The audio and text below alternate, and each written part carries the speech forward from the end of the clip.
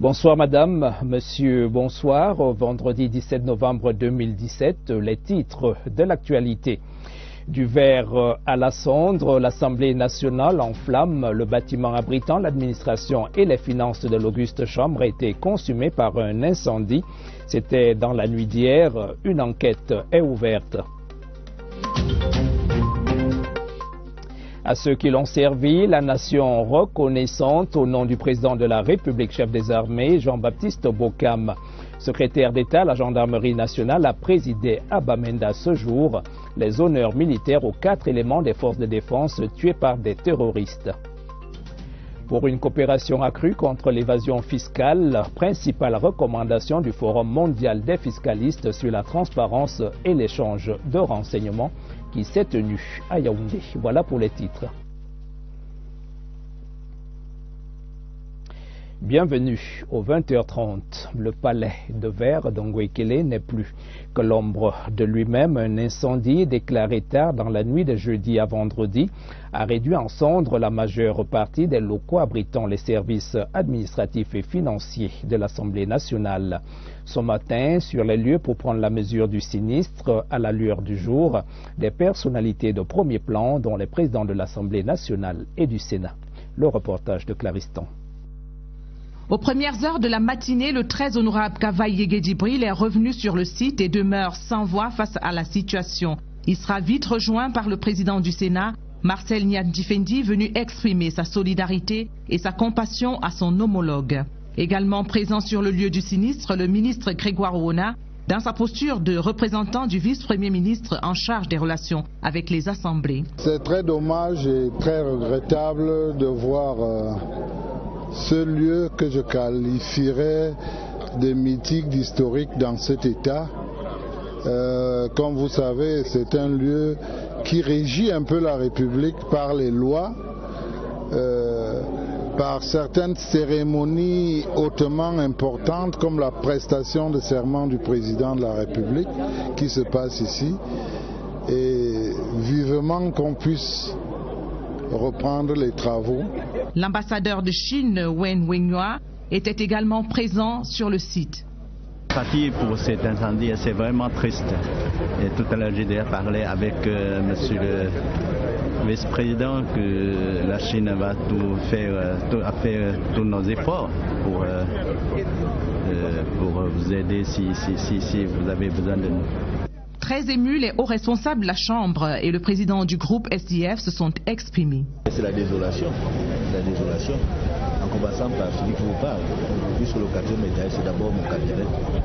Il n'y a plus rien. Les autres qui vont venir après toi veulent voir certains documents. Et aujourd'hui, on a tout perdu. Pendant 22 ans, nous avons accumulé toute documentation, que ce soit en papier ou dans les ordinateurs ou ailleurs, et des effets personnels et précieux, tout est parti en fumée. Donc notre vie à l'Assemblée est complètement détruite. Tout le 6e étage a brûlé. Nous avons dans nos bureaux les dossiers administratifs des députés, les dossiers administratifs du personnel. Nous avons, c'est les archives. C'est les archives. Les dossiers du personnel en fonction. Nous aurons certainement des traces de certains documents parce que nous avons un service informatique aussi. L'activité reprendra forcément vu l'actualité. La session budgétaire s'entend, mais pour l'heure, le temps a suspendu son vol ici au palais de l'Assemblée nationale. 24 heures après, le sinistre est circonscrit. Les enquêtes sont en cours, conduites par la Légion de gendarmerie du centre. Mais le site reste fermé au public. Le point avec Rachel Ndjok Malongo. Le bruit des sirènes perce la nuit paisible d'un jeudi jusqu'alors ordinaire. Le balai des fourgons Pompetone est ouvert depuis bientôt 1 heure. Sur l'Assemblée nationale, le feu siège en maître, 4 étages de la Chambre littéralement transpercés par les flammes. Ça a commencé avec une flamme et les gendarmes qui étaient de garde et tous les autres agents qui gardaient l'Assemblée ont appelé les sapeurs-pompiers. Les premiers intervenants ont aperçu de la flamme qui sortait à partir du 5e et 6e étage avec un risque de propagation vers tous les étages supérieurs. Les flammes vont vite, trop vite, nourries par un matériau favorable.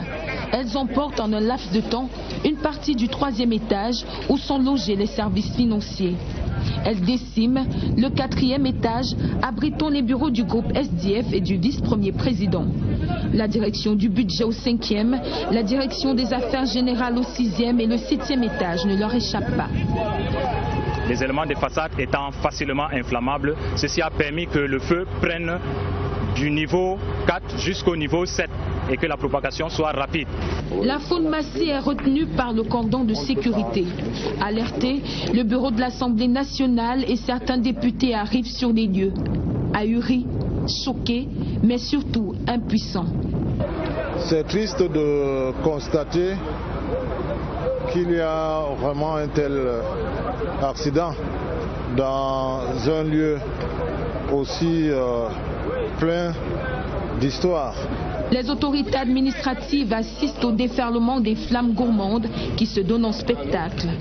Malgré la furie des flammes, l'hémicycle et le bureau du président de l'Assemblée nationale ont été épargnés. Le ministre de la Communication a fait entendre la réaction du gouvernement, interviewé par Daniel Menanga, notre reporter. Écoutons Issa Chiroma Bakari en position d'invité de notre journal de 12 heures.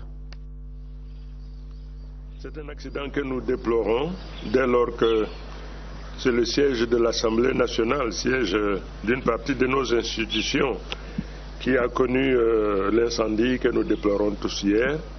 Les investigations sont en cours aujourd'hui pour nous dire exactement ce qui s'est passé, mais ce que je peux vous dire, compte tenu de ce que notre Assemblée nationale, tout au long de son histoire, fait l'objet d'une protection par des forces de défense et de sécurité qui ont reçu la formation nécessaire pour sa protection, je peux donc dire, sans risque d'être démenti par les faits, mais les enquêtes nous diront que l'origine est accidentelle.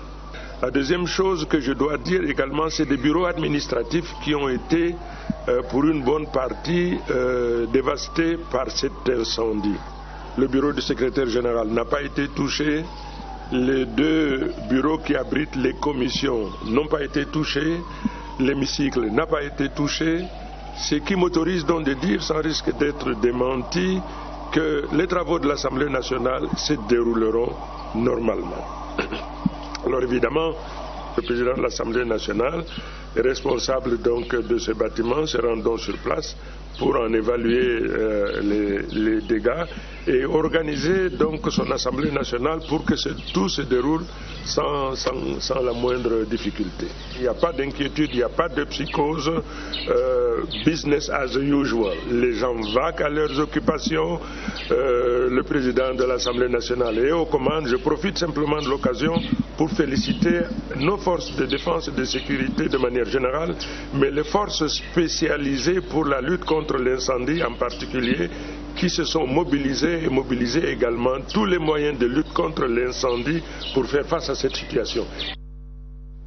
Refermons ce dossier avec ce communiqué qui nous vient de l'Assemblée nationale. Le secrétaire général de l'Assemblée nationale porte à la connaissance de l'opinion publique que dans la nuit du jeudi 16 novembre 2017, un incendie dont la cause reste à déterminer a été signalé au sein du bâtiment principal abritant les services du secrétariat général de l'Auguste Chambre.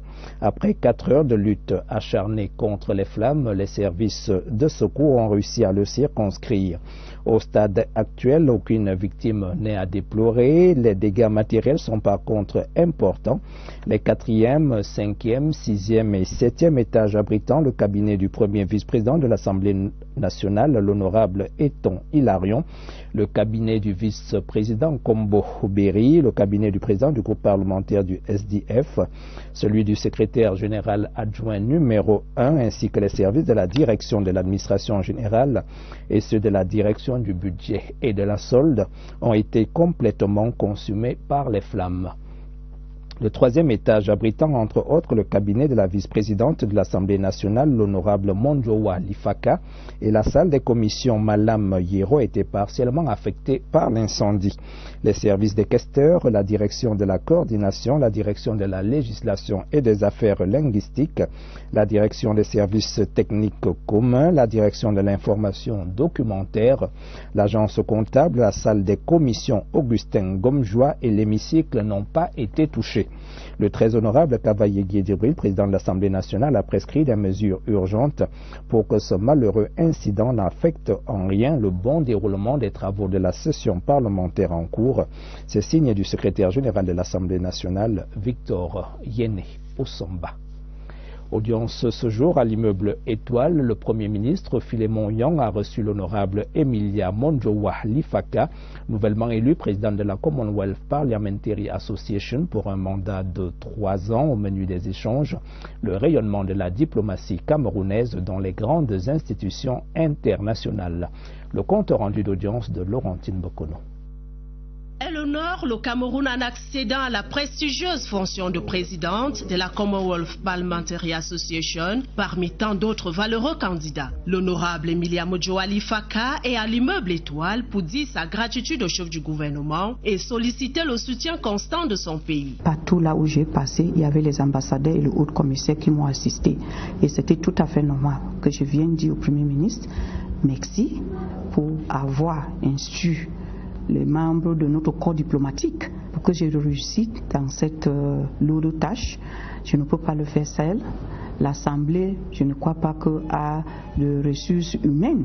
Et je suis venu lui demander le soutien parce que pendant les 3 prochaines années, ce sera un peu difficile pour moi si l'exécutif ne m'accompagne pas. Au-delà de cet acte de gratitude, c'est le fruit d'un long travail de la diplomatie camerounaise, dont la crédibilité et la notoriété au sein des grandes institutions internationales sont reconnues. L'association parlementaire du Commonwealth, c'est la plus grande instance anglo-saxonne de parlementaires. On voit que c'est un Camerounais qui est le patron de cette grande et haute instance. Ça veut dire que c'est tout un honneur pour notre pays et une très grande réussite diplomatique pour le Cameroun. À titre de rappel, le Commonwealth aujourd'hui, ce sont plus de 52 États membres et 180 parlements à travers le monde. C'est en novembre 1995 que le Cameroun a rejoint le club des gentlemen. En quittant l'immeuble Étoile, Emilia Monjowa Lifaka s'est dit fière d'être camerounaise et prête à continuer à œuvrer pour le rayonnement de son pays. L'hommage de la nation au personnel des forces de défense assassinés dans les régions du nord-ouest et du sud-ouest récemment. Sur instruction du président de la République, chef des armées, le secrétaire d'État à la Défense chargé de la gendarmerie nationale, Jean-Baptiste Bokam, a présidé ce vendredi à Bamenda les honneurs militaires rendus aux 3 gendarmes et aux soldats de 2e classe tombés au champ d'honneur. Le film de l'événement, compté par Séverin Alégambélé. Place des fêtes de Bamenda, un dispositif circonstanciel pour les honneurs militaires, en la mémoire des 4 éléments des forces de défense décédés. Sur la scène, des camarades d'armes, les familles des défunts, autorités publiques, acteurs politiques, tous plongés dans la tristesse et le désarroi. Dans l'éloge funèbre lu par le colonel Valère Nkwa Mala, commandant de la Légion de gendarmerie du Nord-Ouest, il est indiqué que le maréchal des logis-chefs, Ilma René, le gendarme-major Njomlai Bienvenu, l'élève gendarme Sali David et le soldat de 2e classe Yaya Emmanuel ont perdu la vie dans le cadre des opérations de maintien de l'ordre pour la paix et la défense de la patrie. Des vertus de courage et d'abnégation qui leur valent, à titre posthume, les médailles de vaillance décernées par le président de la République. Le chef des armées, qui dans le message de condoléances aux familles des défunts, transmis par le prophète de la Mésame, salue l'honneur fait à la nation. Ils demeureront un exemple à suivre pour leurs camarades et frères d'armes dans la lutte pour la préservation de la paix et de l'intégrité territoriale. La sonnerie aux morts qui retentit marque la fin d'une vie chez les hommes en tenue. Des larmes et des attitudes tout à fait compréhensibles. C'est une occasion solennelle qui touche le fond de tout être humain. Je condamne toute forme de tuerie.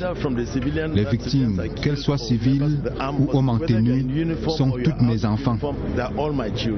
Les 4 personnels gendarmes et militaires quittent la scène. Les corps sont acheminés par transport aérien en Gandéré, Garoua et Maroua pour l'inhumation.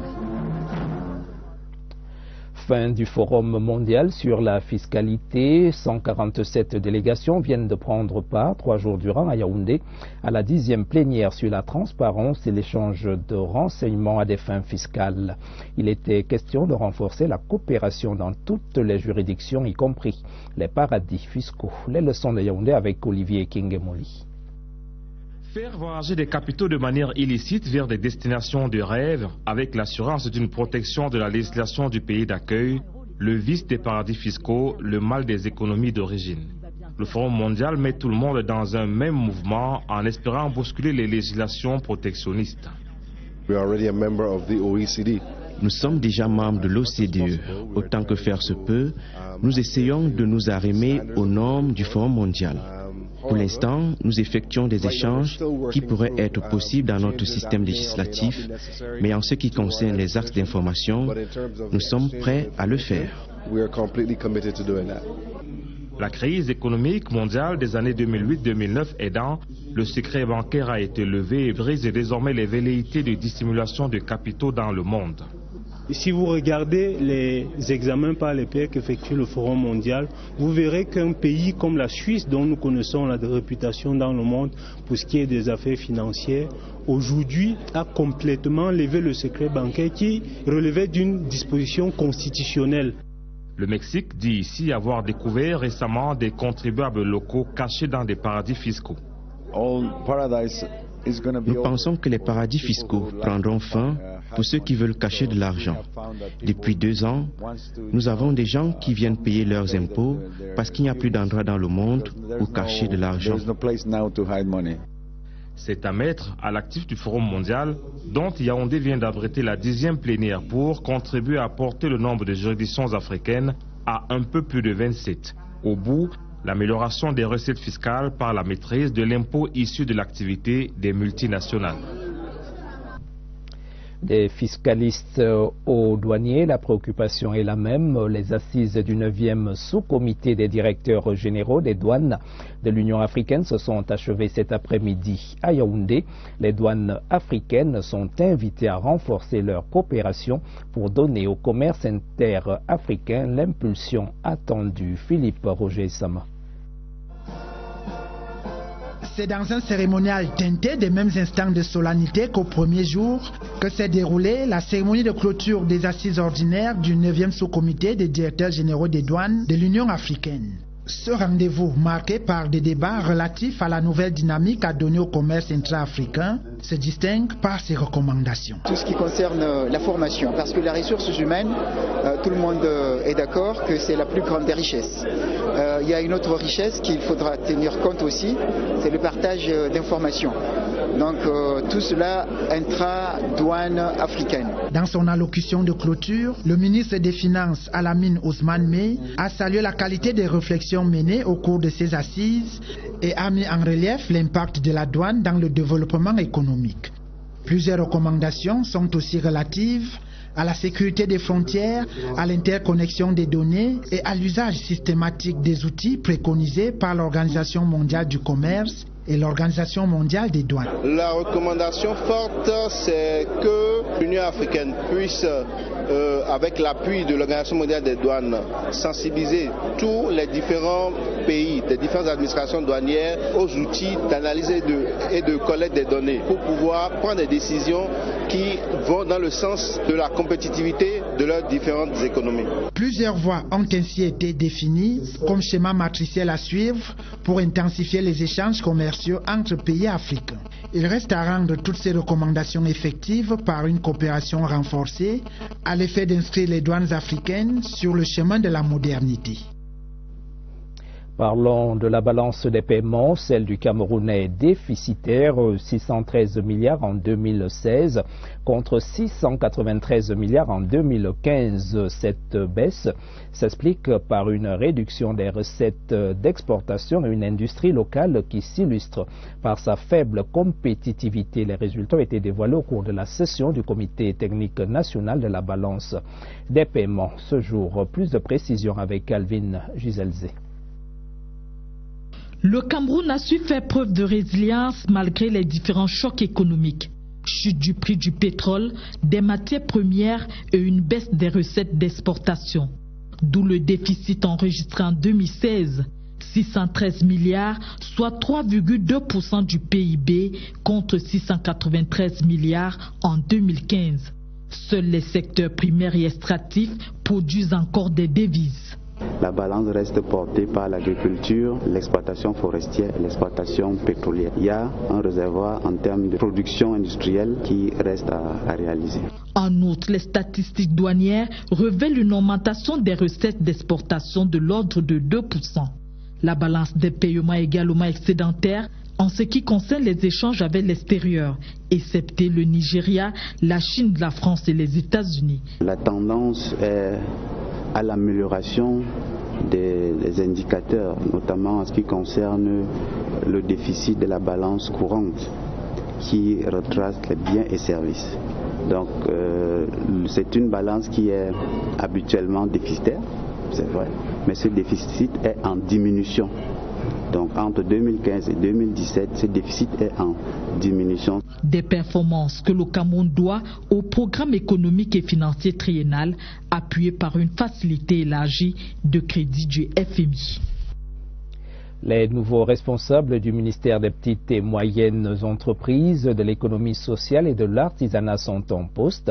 Ils ont été installés ce jour par le ministre Laurent-Serge Etundingwa à la Caisse nationale de prévoyance sociale. C'est Madame Mohamedou Nébilité Amanjouda qui a pris fonction comme présidente du conseil d'administration. La synthèse de Florence Ngwangile. Manifester l'impartialité dans la prise de décision, c'est la principale attente du ministre des Petites et Moyennes Entreprises, de l'économie sociale et de l'artisanat, Laurent-Serge Etundingwa, en direction de ses nouveaux responsables de son département ministériel. Il s'agit d'un inspecteur général, de 2 conseillers techniques, 2 directeurs et sous-directeurs, ainsi que de nombreux chefs de service. Les promus sont conscients de cette lourde responsabilité. Il est question d'encourager la structuration des organisations et entreprises de l'économie sociale et amener ces acteurs qui sont insérés dans la population à pouvoir amener un changement au niveau de la grande masse de la population. À la Caisse nationale de prévoyance sociale, le ministre du Travail et de la Sécurité sociale, Grégoire Ouona, en installant Madame Mohamedou Nébilité Amanjouda comme présidente du conseil d'administration de cette structure, lui a demandé de poursuivre la modernisation de cet important organisme. La nouvelle PCA de la CNPS déroule sa feuille de route. La disponibilité, l'écoute et l'atteinte des objectifs qui sont fixés par la tutelle et par la très haute hiérarchie. Et avec l'aide de la direction générale, il me semble que la tâche sera assez facile. Administrateur civil principal, âgée de 44 ans, elle est la première femme à occuper le poste de PCA à la CNPS depuis sa création en 1967. Elle est mariée et mère de 2 enfants. Conseil scientifique du Centre international de référence Chantal Biya, le 2e de l'année, s'est tenu ce vendredi à Yaoundé. L'ordre du jour portait sur l'examen du rapport d'activité 2017 et l'examen du projet de performance 2018. Le compte rendu de Laurentine Bokono. Instance d'expertise et d'évaluation du Centre international des référents Chantal Biya en matière de politique scientifique, donnant avis sur les grandes orientations de l'Institut, le conseil scientifique du CRCB tenu ce jour s'est dit satisfait de la qualité des travaux présentés. Les membres du conseil scientifique ont apprécié positivement le travail qui se fait au centre, du moins depuis la dernière session du conseil scientifique. Ils ont aussi apporté des remarques constructives pour l'amélioration des travaux qui se fait au centre. Notamment, ils ont proposé que certaines activités soient transformées en projets, notamment le suivi des enfants nés de mères séropositives, qui est un grand souci pour nous. Pour 2018, des projets ont été mis en place pour accélérer les connaissances et la qualité des soins et services destinés aux personnes infectées et affectées par le VIH-Sida. Les chercheurs ont créé un réseau de recherche ici en Afrique et aussi dans l'Europe et les États-Unis pour obtenir les résultats les meilleurs qui sont possibles ici au Cameroun. Et en général, je peux vous dire que les publications qui ont été faites cette année sont plus que dans l'année passée et sont de grande qualité. Est une grande visibilité pour le centre, pour la capitale du Cameroun et pour le Cameroun. Composé de chercheurs, d'enseignants et de spécialistes du domaine, le conseil s'est réuni 2 fois par an en séance plénière. Il a par ailleurs examiné et émis des avis sur les dossiers de changement et de promotion de grade qui lui ont été soumis en cours d'année. Journée mondiale de la prématurité, la cérémonie commémorative a eu lieu ce vendredi au centre hospitalier universitaire de Yaoundé. Un accent particulier est mis cette année sur la sensibilisation des femmes sur les causes et conséquences de la prématurité ainsi que les méthodes de protection des bébés prématurés.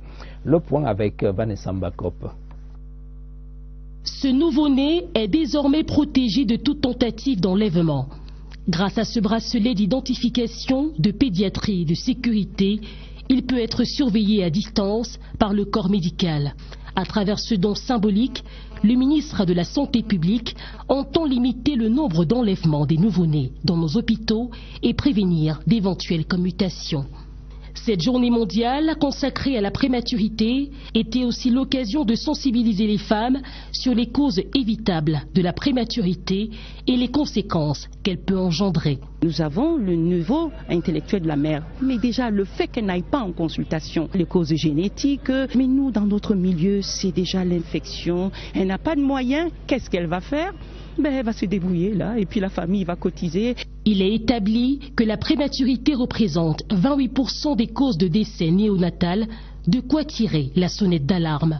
Nous disons en direction des jeunes mamans que vous pouvez éviter d'avoir un enfant prématuré. Et c'est possible si vous allez en consultation prénatale, que l'infirmière qui vous reçoit puisse apprécier si votre grossesse évolue normalement ou non. Nous avons introduit l'approche kangourou où c'est la maman elle-même qui, par sa chaleur, permet de faire grandir son enfant. Une fois toutes ces mesures appliquées, la prise en charge des nouveau-nés prématurés pourra être nettement améliorée au plus grand bonheur de leur génitrice. Réhabilitation et équipement de l'institution camerounaise de l'enfance de Bétamba, le chantier de modernisation vient d'être lancé par la ministre des Affaires sociales, Pauline Irène Nguéné, a procédé ce vendredi à la pose de la première pierre de ce fleuron de l'éducation des mineurs. Agnès Solange-Abessolo. Le vent du toit dévale presque jusqu'au sol en guise de hangar. Le temps a fait dépérir la vieille dame de 65 ans. Caractérisée par une vétusté avancée. Voici les restes de l'institution camerounaise de l'enfance de Bétamba, la plus grande des institutions spécialisées de rééducation que compte le pays. Enfants de la rue, en conflit avec la loi, dans le circuit judiciaire, les enfants victimes de guerre, de traite, de violence, de maltraitance, nous les accueillons tous. Mais l'ICE de Bétamba a longtemps perdu sa notoriété. Avec une capacité d'accueil de 500 semi-pensionnaires et 240 pensionnaires, aujourd'hui, l'on en trouve plus que 30. La rééducation des mineurs connaît des insuffisances, tant sur le plan organisationnel que pratique. Construction de réalisation d'un forage et d'un château d'eau et distribution de cette eau, la réhabilitation de la salle polyvalente, la réhabilitation des différents ateliers menuiserie, maçonnerie, mécanique, la réhabilitation des dortoirs, la réhabilitation du réseau d'électricité et la réhabilitation des habitations. En situation de sous-rendement, l'ICE de Bétamba, comme projet pilote, reste donc un choix stratégique. Déjà, de par son envergure, ne fût-ce que cette histoire, ce caractère mythique, nous permet de venir réhabiliter. Le chantier est lancé et le génie militaire, qui est chargé de l'exécution des travaux, est un institut digne d'accompagner les mineurs en situation d'instabilité. L'affiche culturelle du week-end, la mode avec le ministère des Arts et de la Culture qui promeut le Made in Cameroun avec une exposition au centre culturel camerounais et la cérémonie de clôture de la 4e édition de la Semaine internationale du premier film à Yaoundé. L'affiche culturelle du week-end déroulée par Barbara Pajama. Showcase ce week-end à la Sanza Night Club de Yaoundé. L'Ivoirien déborde l'Ikunfa et le Camerounais Jean-Pierre Essomé promettent des sons supersoniques ce vendredi et dimanche pour leurs fans en proie au Java. Triste note pour les apôtres du jazz. Le clap fin de la 20e édition du Yaoundé Jazz Festival sera donné ce week-end. Depuis une semaine, le choc des performances des artistes camerounais a sonné des trompettes et des saxophones. La séparant de ce beau rendez-vous se fera ce vendredi soir au Yaouba Club de Yaoundé. Ce week-end, les femmes s'affichent aussi grâce à la promotion Jeunes Femmes Entrepreneurs lancée par Free and Favor Afro et soutenue par le ministère des Arts et de la Culture ainsi que de l'ONU Femmes. L'événement tient son apothéose ce samedi dès 14 h au Centre culturel camerounais sous le leitmotiv Made in Cameroun. Rideau sur la 4e édition du Yara, la semaine internationale du premier film Boucle la boucle, ce samedi à l'Institut français de Yaoundé. Après toute une semaine d'exposition, de projection et d'initiation des enfants à la culture du 7e art, Yara va à l'occasion primer ses distingués et tirer le rideau au cours de la soirée glamour qu'il promet ce samedi à ses invités. Sur fond de rire, prenez rendez-vous avec Valérie Ndongo et ses 20 humoristes provenant de différents pays pour vous donner la banane. Ce samedi soir, à l'Institut français de Douala, vous rirez à gogo. L'Académie nationale de football se déploie dans la région de l'extrême nord. Le président du conseil d'administration de l'ANAFOOT séjourne à Maroua. Issa Yatou est allé présenter l'institution aux acteurs locaux du football et explorer les moyens à mettre en œuvre pour un déploiement efficient de l'Académie. Le compte rendu de Bakary Galdima, CRTV Extrême Nord.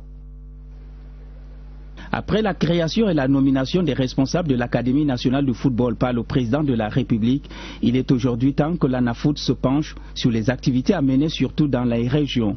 C'est ce qui justifie la présence du président du conseil d'administration de cette structure à l'extrême nord. La majeure partie de notre activité se situe dans les régions.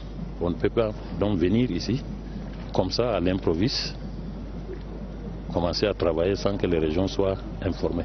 C'est la raison pour laquelle nous sommes venus donc pour pouvoir rencontrer les autorités au plus haut niveau. Dans un bref entretien avec le secrétaire général des services du gouverneur de l'extrême nord, Herman Bertrand Asigaïbana, le président du conseil d'administration, Issa Hayatou, a fait part de sa volonté de trouver le plus tôt possible des locaux qui vont abriter l'ANAFOOT à l'extrême nord. Le chef de pôle et son adjoint, ils sont à la recherche des locaux qui vont abriter leurs services, des aires de jeu pour encadrer 50 enfants qui vont prendre ici à l'extrême nord, 25 filles avec 25 garçons qui vont s'entraîner les mercredis et les samedis. Issa Hayatou, accompagné de ses proches collaborateurs, a également profité de l'occasion pour présenter les missions de l'ANAFOOT qui sont entre autres celles de l'initiation et de l'encadrement des jeunes de 11 à 12 ans à la pratique du football de haut niveau, de la formation initiale et continue des formateurs à l'enseignement théorique et à la pratique élaborée du football. Pour les membres du pôle régional de l'ANAFOOT, cette présence du PCA Issa Hayatou rassure quant à l'avenir de l'académie dans l'extrême nord qui regorge de nombreux talents dans le domaine du football. Du sport sur les terrains, cette fois-ci en volleyball, les demi-finales du championnat national vont se disputer ce week-end en dames et messieurs. En football, les Lionnes cadettes poursuivent leur préparation poursuivent leur stage préparatoire en vue des éliminatoires de la Coupe du Monde 2018 en handball. Enfin, la sélection nationale féminine quitte le Cameroun pour la Pologne où se déroulera la dernière phase des préparatifs pour la Coupe du Monde 2017. Les détails avec Monique Félicité Chouenne. Elles sont 21 handballeuses convoquées pour cette dernière phase du stage national. 16 s'envoleront ce week-end pour un stage d'acclimatation en Pologne. Là-bas, elles retrouveront 4 internationales. Les Lyonnes participeront pour la deuxième fois de leur histoire à un championnat du monde après 2005 en Russie. La compétition ira du 1er au 17 décembre prochain en Allemagne. C'est un véritable challenge et nous savons que c'est un gros défi à relever. Autres Lyonnes, ce sont les cadettes de l'équipe nationale féminine de football. Elles peaufinent leur stratégie au stade annexe numéro 2 de Yaoundé en vue des éliminatoires de la Coupe du Monde prévue en 2018 au Uruguay. Les Lyonnes cadettes sont exemptes du premier tour et au deuxième tour, elles affronteront l'Algérie. Le duel est prévu le 2 décembre prochain. Nous savons que c'est un match international, ça ne sera pas facile. Nous nous préparons à dire le groupe pour l'instant est bien. Enfin, en volleyball, voici les affiches des demi-finales du championnat national prévues ce week-end à Yaoundé.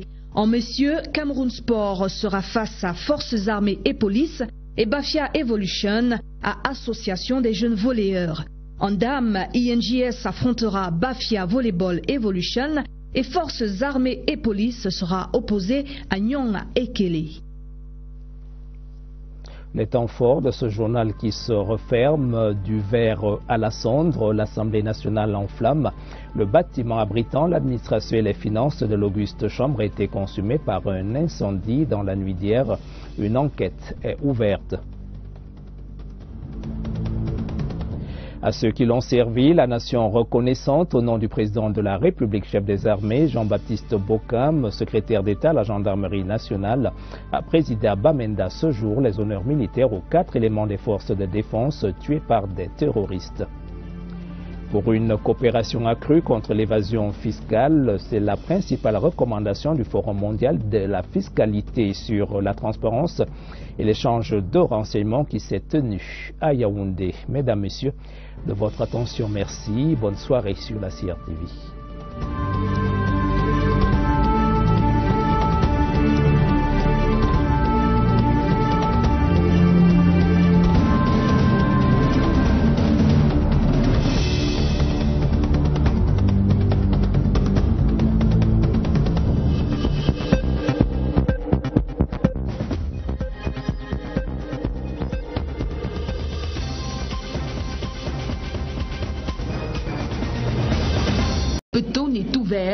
Depuis bientôt 1 heure. Sur l'Assemblée nationale, le feu siège en maître, 4 étages de la Chambre littéralement transpercés par les flammes. Ça a commencé avec une flamme et les gendarmes qui étaient de garde et tous les autres agents qui gardaient l'Assemblée ont appelé les sapeurs-pompiers. Les premiers intervenants ont aperçu de la flamme qui sortait à partir du 5e et 6e étage avec un risque de propagation vers tous les étages supérieurs. Les flammes vont vite, trop vite, nourries par un matériau favorable. Elles emportent en un laps de temps une partie du 3e étage où sont logés les services financiers. Elles déciment le 4e étage, abritant les bureaux du groupe SDF et du vice-premier président. La direction du budget au 5e, la direction des affaires générales au 6e et le 7e étage ne leur échappent pas. Les éléments de façade étant facilement inflammables, ceci a permis que le feu prenne du niveau 4 jusqu'au niveau 7 et que la propagation soit rapide. La faune massée est retenue par le cordon de sécurité. Alerté, le bureau de l'Assemblée nationale et certains députés arrivent sur les lieux. Ahuris, choqués, mais surtout impuissants. C'est triste de constater qu'il y a vraiment un tel accident dans un lieu aussi plein d'histoire. Les autorités administratives assistent au déferlement des flammes gourmandes qui se donnent en spectacle. Malgré la furie des flammes, l'hémicycle et le bureau du président de l'Assemblée nationale ont été épargnés. Le ministre de la Communication a fait entendre la réaction du gouvernement, interviewé par Daniel Menanga, notre reporter. Écoutons Issa Chiroma Bakari en position d'invité de notre journal de 12 heures.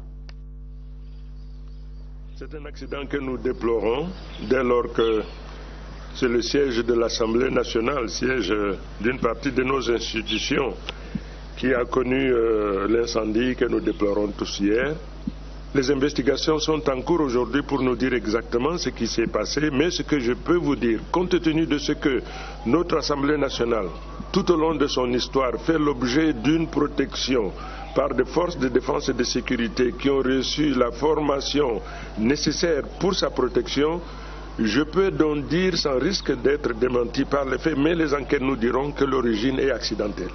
La deuxième chose que je dois dire également, c'est des bureaux administratifs qui ont été, pour une bonne partie, dévastés par cet incendie.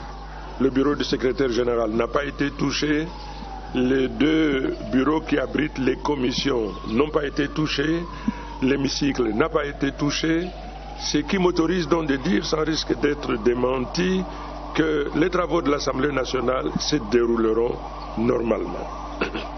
Alors évidemment, le président de l'Assemblée nationale est responsable donc de ce bâtiment, se rend donc sur place pour en évaluer les dégâts et organiser donc son Assemblée nationale pour que tout se déroule sans la moindre difficulté.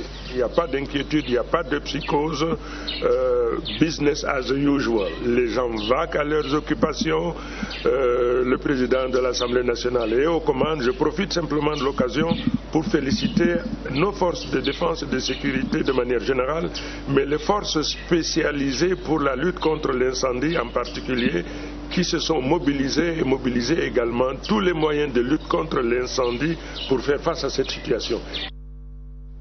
Refermons ce dossier avec ce communiqué qui nous vient de l'Assemblée nationale. Le secrétaire général de l'Assemblée nationale porte à la connaissance de l'opinion publique que dans la nuit du jeudi 16 novembre 2017, un incendie dont la cause reste à déterminer a été signalé au sein du bâtiment principal abritant les services du secrétariat général de l'Auguste Chambre.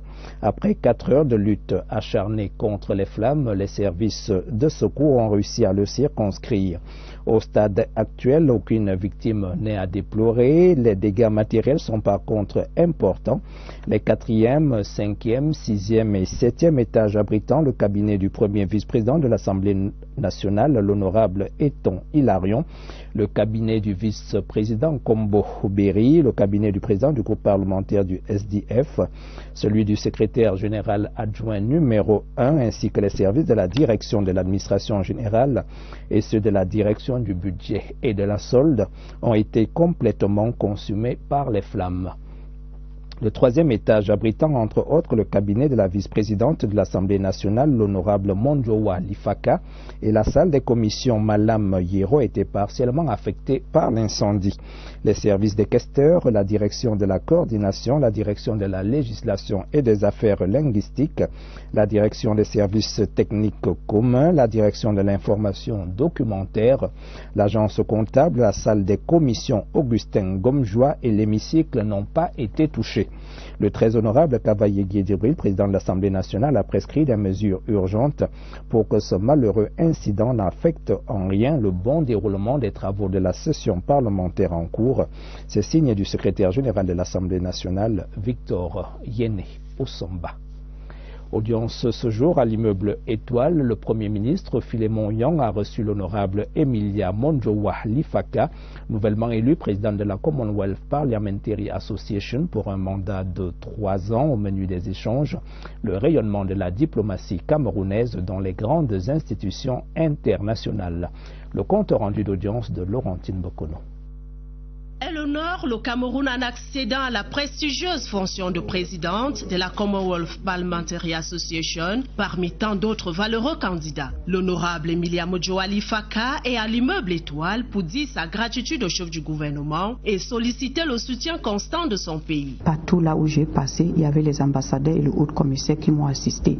Et c'était tout à fait normal que je vienne dire au Premier ministre merci pour avoir instruit les membres de notre corps diplomatique pour que j'ai réussi dans cette lourde tâche.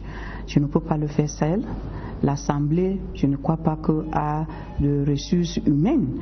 Et je suis venue lui demander le soutien parce que pendant les 3 prochaines années, ce sera un peu difficile pour moi si l'exécutif ne m'accompagne pas. Au-delà de cet acte de gratitude, c'est le fruit d'un long travail de la diplomatie camerounaise, dont la crédibilité et la notoriété au sein des grandes institutions internationales sont reconnues. L'association parlementaire du Commonwealth, c'est la plus grande instance anglo-saxonne de parlementaires. On voit que c'est un Camerounais qui est le patron de cette grande et haute instance.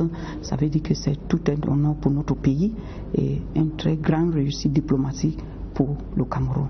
À titre de rappel, le Commonwealth aujourd'hui, ce sont plus de 52 États membres et 180 parlements à travers le monde. C'est en novembre 1995 que le Cameroun a rejoint le club des gentlemen. En quittant l'immeuble Étoile, Emilia Modjoali Faka s'est dit fière d'être camerounaise et prête à continuer à œuvrer pour le rayonnement de son pays. L'hommage de la nation au personnel des forces de défense assassinés dans les régions du nord-ouest et du sud-ouest récemment. Sur instruction du président de la République, chef des armées, le secrétaire d'État à la Défense chargé de la gendarmerie nationale, Jean-Baptiste Bokam, a présidé ce vendredi à Bamenda les honneurs militaires rendus aux 3 gendarmes et aux soldats de 2e classe tombés au champ d'honneur. Le film de l'événement, compté par Séverin Alégambélé. Place des fêtes de Bamenda, un dispositif circonstanciel pour les honneurs militaires, en la mémoire des 4 éléments des forces de défense décédés. Sur la scène, des camarades d'armes, les familles des défunts, autorités publiques, acteurs politiques, tous plongés dans la tristesse et le désarroi. Dans l'éloge funèbre lu par le colonel Valère Nkwa Mala, commandant de la Légion de gendarmerie du Nord-Ouest, il est indiqué que le maréchal des logis-chefs, Ilma René, le gendarme-major Njomlai Bienvenu, l'élève gendarme Sali David et le soldat de 2e classe Yaya Emmanuel ont perdu la vie dans le cadre des opérations de maintien de l'ordre pour la paix et la défense de la patrie. Des vertus de courage et d'abnégation qui leur valent, à titre posthume, les médailles de vaillance décernées par le président de la République. Le chef des armées, qui dans le message de condoléances aux familles des défunts, transmis par... Avec l'appui de l'Organisation mondiale des douanes, sensibiliser tous les différents pays, les différentes administrations douanières aux outils d'analyse et de collecte des données pour pouvoir prendre des décisions qui vont dans le sens de la compétitivité de leurs différentes économies. Plusieurs voies ont ainsi été définies comme schéma matriciel à suivre pour intensifier les échanges commerciaux entre pays africains. Il reste à rendre toutes ces recommandations effectives par une coopération renforcée à l'effet d'inscrire les douanes africaines sur le chemin de la modernité. Parlons de la balance des paiements. Celle du Cameroun est déficitaire, 613 milliards en 2016 contre 693 milliards en 2015. Cette baisse s'explique par une réduction des recettes d'exportation et une industrie locale qui s'illustre par sa faible compétitivité. Les résultats ont été dévoilés au cours de la session du Comité technique national de la balance des paiements. Ce jour, plus de précisions avec Calvin Giselzé. Le Cameroun a su faire preuve de résilience malgré les différents chocs économiques. Chute du prix du pétrole, des matières premières et une baisse des recettes d'exportation. D'où le déficit enregistré en 2016, 613 milliards, soit 3,2% du PIB contre 693 milliards en 2015. Seuls les secteurs primaires et extractifs produisent encore des devises. La balance reste portée par l'agriculture, l'exploitation forestière et l'exploitation pétrolière. Il y a un réservoir en termes de production industrielle qui reste à réaliser. En outre, les statistiques douanières révèlent une augmentation des recettes d'exportation de l'ordre de 2%. La balance des paiements est également excédentaire en ce qui concerne les échanges avec l'extérieur, excepté le Nigeria, la Chine, la France et les États-Unis. La tendance est à l'amélioration des indicateurs, notamment en ce qui concerne le déficit de la balance courante qui retrace les biens et services.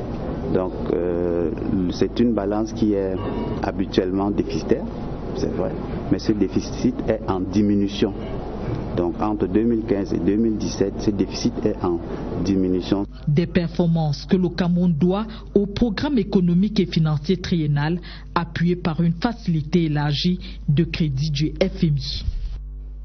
Les nouveaux responsables du ministère des petites et moyennes entreprises, de l'économie sociale et de l'artisanat sont en poste. Ils ont été installés ce jour par le ministre Laurent-Serge Etundingwa à la Caisse nationale de prévoyance sociale. C'est Madame Mohamedou Nebilité Amanjouda qui a pris fonction comme présidente du conseil d'administration. La synthèse de Florence Ngwangile. Manifester l'impartialité dans la prise de décision, c'est la principale attente du ministre des Petites et Moyennes Entreprises, de l'économie sociale et de l'artisanat, Laurent-Serge Etundingwa, en direction de ses nouveaux responsables de son département ministériel. Il s'agit d'un inspecteur général, de 2 conseillers techniques, 2 directeurs et sous-directeurs, ainsi que de nombreux chefs de service. Les promus sont conscients de cette lourde responsabilité. Il est question d'encourager la structuration des organisations et entreprises de l'économie sociale et amener ces acteurs qui sont insérés dans la population à pouvoir amener un changement au niveau de la grande masse de la population. À la Caisse nationale de prévoyance sociale, le ministre du Travail et de la Sécurité sociale, Grégoire Ouona, en installant Madame Mohamedou Nebilité Amanjouda comme présidente du conseil d'administration de cette structure, lui a demandé de poursuivre la modernisation de cet important organisme. La nouvelle PCA de la CNPS déroule sa feuille de route. La disponibilité, l'écoute et l'atteinte des objectifs qui sont fixés par la tutelle et par la très haute hiérarchie. Et avec l'aide de la direction générale, il me semble que la tâche sera assez facile. Administrateur civil principal, âgée de 44 ans, elle est la première femme à occuper le poste de PCA à la CNPS depuis sa création en 1967. Elle est mariée et mère de 2 enfants. Conseil scientifique du Centre international de référence Chantal Biya, le 2e de l'année, s'est tenu ce... Le prophète de la Mézam salue l'honneur fait à la nation. Ils demeureront un exemple à suivre pour leurs camarades et frères d'armes dans la lutte pour la préservation de la paix et de l'intégrité territoriale. La sonnerie aux morts qui retentit marque la fin d'une vie chez les hommes en tenue. Des larmes et des attitudes tout à fait compréhensibles. C'est une occasion solennelle qui touche le fond de tout être humain. Je condamne toute forme de tuerie. Les victimes, qu'elles soient civiles ou hommes en tenue, sont toutes mes enfants. Les 4 personnels, gendarmes et militaires, quittent la scène. Les corps sont acheminés par transport aérien en Gaoundéré, Garoua et Maroua pour inhumation. Fin du Forum mondial sur la fiscalité. 147 délégations viennent de prendre part 3 jours durant à Yaoundé à la 10e plénière sur la transparence et l'échange de renseignements à des fins fiscales. Il était question de renforcer la coopération dans toutes les juridictions, y compris les paradis fiscaux. Les leçons de Yaoundé avec Olivier Kingemoli. Faire voyager des capitaux de manière illicite vers des destinations de rêve avec l'assurance d'une protection de la législation du pays d'accueil, le vice des paradis fiscaux, le mal des économies d'origine. Le Forum mondial met tout le monde dans un même mouvement en espérant bousculer les législations protectionnistes. Nous sommes déjà membres de l'OCDE. Autant que faire se peut, nous essayons de nous arrimer aux normes du Forum mondial. Pour l'instant, nous effectuons des échanges qui pourraient être possibles dans notre système législatif, mais en ce qui concerne les axes d'information, nous sommes prêts à le faire. La crise économique mondiale des années 2008-2009 aidant, le secret bancaire a été levé et brise désormais les velléités de dissimulation de capitaux dans le monde. Si vous regardez les examens par les pairs qu'effectue le Forum mondial, vous verrez qu'un pays comme la Suisse, dont nous connaissons la réputation dans le monde pour ce qui est des affaires financières, aujourd'hui a complètement levé le secret bancaire qui relevait d'une disposition constitutionnelle. Le Mexique dit ici avoir découvert récemment des contribuables locaux cachés dans des paradis fiscaux. Nous pensons que les paradis fiscaux prendront fin pour ceux qui veulent cacher de l'argent. Depuis 2 ans, nous avons des gens qui viennent payer leurs impôts parce qu'il n'y a plus d'endroit dans le monde où cacher de l'argent. C'est à mettre à l'actif du Forum mondial, dont Yaoundé vient d'abriter la 10e plénière pour contribuer à porter le nombre de juridictions africaines à un peu plus de 27. Au bout, l'amélioration des recettes fiscales par la maîtrise de l'impôt issu de l'activité des multinationales. Des fiscalistes aux douaniers, la préoccupation est la même. Les assises du 9e sous-comité des directeurs généraux des douanes de l'Union africaine se sont achevées cet après-midi à Yaoundé. Les douanes africaines sont invitées à renforcer leur coopération pour donner au commerce inter-africain l'impulsion attendue. Philippe Roger Sama. C'est dans un cérémonial teinté des mêmes instants de solennité qu'au premier jour que s'est déroulée la cérémonie de clôture des assises ordinaires du 9e sous-comité des directeurs généraux des douanes de l'Union africaine. Ce rendez-vous, marqué par des débats relatifs à la nouvelle dynamique à donner au commerce intra-africain, se distingue par ses recommandations. Tout ce qui concerne la formation, parce que les ressources humaines, tout le monde est d'accord que c'est la plus grande des richesses. Il y a une autre richesse qu'il faudra tenir compte aussi, c'est le partage d'informations. Donc tout cela intra-douane africaine. Dans son allocution de clôture, le ministre des Finances, Alamine Ousmane Mey, a salué la qualité des réflexions menées au cours de ces assises et a mis en relief l'impact de la douane dans le développement économique. Plusieurs recommandations sont aussi relatives à la sécurité des frontières, à l'interconnexion des données et à l'usage systématique des outils préconisés par l'Organisation mondiale du commerce et l'Organisation mondiale des douanes. La recommandation forte, c'est que l'Union africaine puisse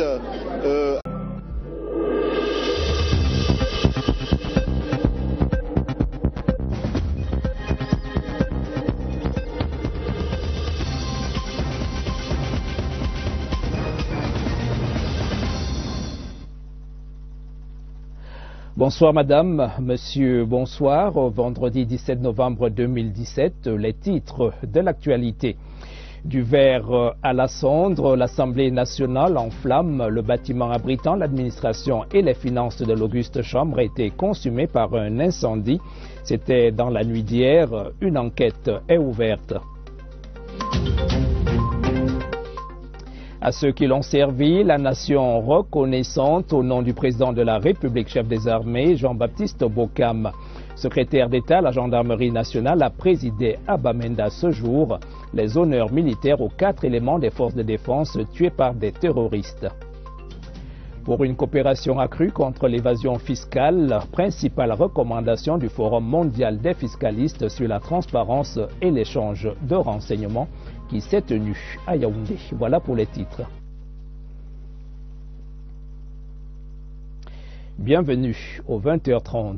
Le palais de verre d'Ongwekele n'est plus que l'ombre de lui-même. Un incendie déclaré tard dans la nuit de jeudi à vendredi a réduit en cendres la majeure partie des locaux abritant les services administratifs et financiers de l'Assemblée nationale.